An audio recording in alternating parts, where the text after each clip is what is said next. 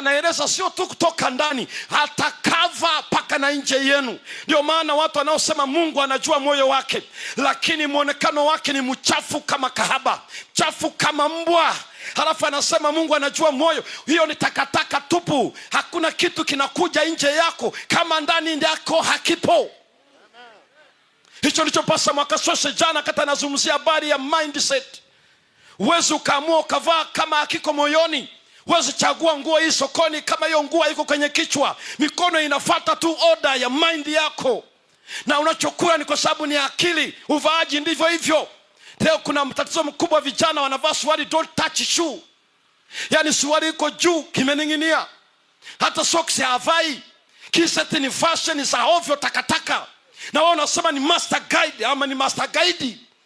Kwa sababu Mungu anaelewa.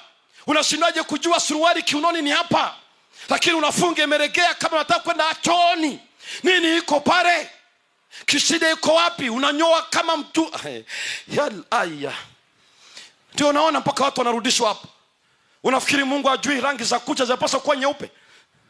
Yaani wewe una akili kuliko alipokuumba. Unaweza ukamkosoa. Niliwaambia jana mpaka nywele zimehesabiwa. Unataka kuniambia hizo za katani nazo zimehesabiwa? Acheni mzaa. Tunazungumza hapa, uweze kusema nitakwenda utume tumilifu, muonekano wote ni corporate Jezebel. What are you speaking about? Halafu wewe ni master guide unapini ni senior youth leader. Halafu bado wewe ndio uko namna ile kabisa. Unavaa nguo zenye vyandarua. Mtu anaangalia hahitaji kuchukua kalamu, anachora mpaka capital city of Tanzania. Halafu unasema huko wewe ni master guide sio namna gani? No.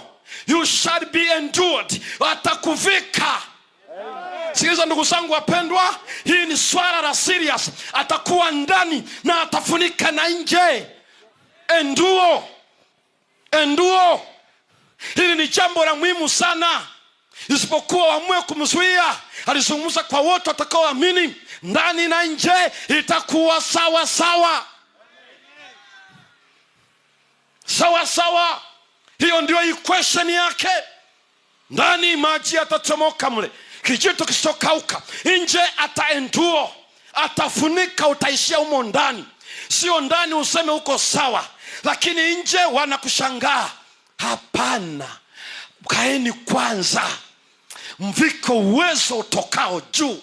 Unajua wakati Yesu alimfuka amsha za Petro na wengine kutaka kwenda kazini, Yesu asema rudi hapa, tulia.